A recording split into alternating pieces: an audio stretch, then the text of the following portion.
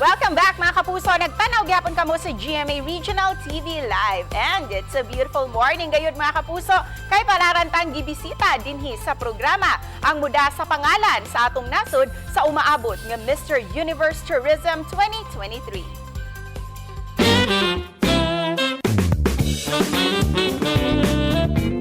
Charming, smart o gwapo. Siya ang Cebuanong si Erik Visser, kinsa na piling Ginoong Pilipinas Mr. Universe Tourism Philippines niadtong nakalabay katuigan. Gawas nga tigsalmot siya og mga pageants, usa siya ka model og host. Ang iyang confidence mo'y usa siya mga asset sa iyang pagpadagan sa iyang career. Ug karon, usa siyang gipangandaman mao ang pagsalmot sa Mr. Universe Tourism 2023. Karong buntaga, sayran nato ang iyang pagpangandam, labi na nga siya ang representante sa Pilipinas sa Mr. Universe Tourism 2023. O karon ato nang hinabio ng ato ang pambato, Mr. Erik Visser. Mayong buntag, Erik. Please greet all our kapuso. Hi, mayong buntag, and thank you so much for having me on the show. To all the mga kapuso watching from home, I hope you enjoy our interview segment today. Dagang salamat for joining us this morning. First off, Erik, kumusta ang imuhang preparation sa umaabot nimo nga pageant which will be held in Bali, Indonesia?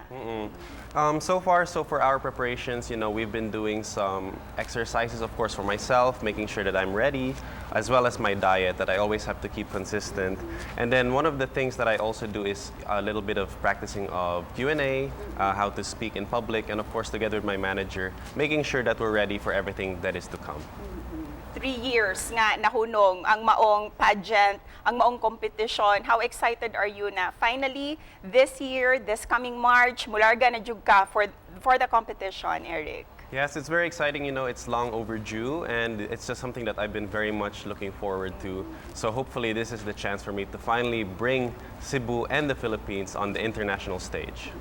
Ikaw, Erik, matawag naman jud ka namo nga pro sa mga competitions, no? And aside from that, modeling as well. Pero what pushed you to join competitions?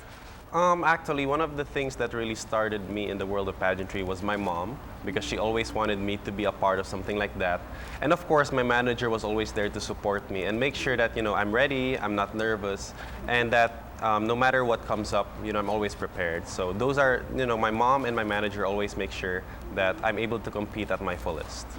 And speaking of at your fullest, unsa na mga advocacies ang gusto nimong ipalanog ug i-share sa imuhang mga followers? Ilabi na nga doon na kay apilan nga competition, Erik.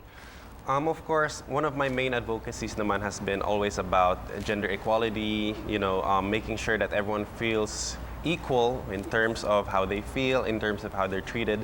But another thing, because this pageant is also about tourism, I really want to bring tourism of the Philippines, especially Cebu, knowing that Cebu has been one of the top destinations in Asia and across the world, especially the last few years with the developments of the CCLEX, our third bridge. Even the airport, Mactan Airport, has been announced as one of the best airports in Asia, if not the world. So that's one of the things that I really want to bring onto the international stage, to bring to Bali, Indonesia, and just show the world, what Cebu and what the Philippines has to offer. And since mo promote naman jud ka sa turismo sa Cebu, how would you promote Cebu Island? Ilabi na kung naa kay mga mamit, mga kauban nimo nga mga representante usab sa maong competition. Of course, we have to make Cebu very relatable. Like, we have to show them that Cebu is not just about being the city life, but we have to show them what else Cebu has to offer. So other than the bustling city life, like I mentioned, we have the third bridge, we have the developing buildings and all the new establishments, but also we have to show Cebu as a whole. We have to let them see, for example, the waterfalls that we have. We have the whale shark watching, which is known internationally. We have Bantayan Island with all the white sand beaches. So of course, we really have to show them the whole of Cebu, not just the culture, not just the city, but also the nature that Cebu has to offer. And aside from being a model, an influencer, and of course a candidate for competitions, Erik, we'd like to know you more. Are you still in school or you're working already? Unsay mga gikabisihan nimo likod sa camera? Yeah, so karon, I'm just doing my modeling. I already graduated my Bachelor of Psychology So as of right now, I do print ads, runway modeling, and that's what keeps me busy these days. Sometimes I do these wedding shows, for example, or fashion shows, as well as hosting. Yes. You've been very busy and very visible sa imuhang modeling career, Erik. Pero how were you able to juggle your time between school and work? Since I graduated already, I don't have to worry too much about school anymore. But back then? Although back then, yes, that was very difficult. In fact, when I joined Ginoong Pilipinas Cebu, it was one of my difficulties when I had to really, after school, I would have to go straight into preparations for the pageant. And I was just busy 7 days a week, but we made it work. It's just about time management and of course, making sure you're enjoying in the moment. So setting your priorities as well, no? And Oo. time management. Yes. Busa kung aduna kay ihatag nga mensahe sa mga gusto usab musod sa natad sa modeling and even pageantry, unsay mong ikahatag nga advice para kanila, Erik? For myself, and I think it works for everyone, is always be confident in yourself, be confident in your abilities. And if you feel like you want to join, approach someone and ask them, like an agent or a manager, and ask them what do they need to do or what do they need to prepare so that they can join something like that. And of course, we always have agencies. For example, us at Admire Models, we have workshops, we have things where we prepare how to do hosting, where we can do shows. So those are the things that help us prepare for the real world. And also, we actually have our upcoming Ginoong Pilipinas National Competition, which is the title that I won, wherein you can get the international crown, which was the Mr. Universe Tourism Philippines. And this year, it will be held here in Cebu in May. So those who would like to compete, as you mentioned, those who want to give our message, we do very much look forward to you participating and representing your province as well. Sabay mga requirements para makapil ni Ana, Erik, unsa pud ang right mindset or attitude nga kailangan dadon sa mga mamahimong representante? I think the most important mindset, other than confidence, is of course being able to showcase the tourism in your province, because that's what it's all about. We have to promote something. Pageantry is not just about looks; it's also about smarts, but also about promoting what your province has to offer. And speaking of promoting our provinces and tourism as well, Erik, no? Kasi mga nakita nimo that we need to improve on, especially sa ato ang industriya sa turismo. You know what?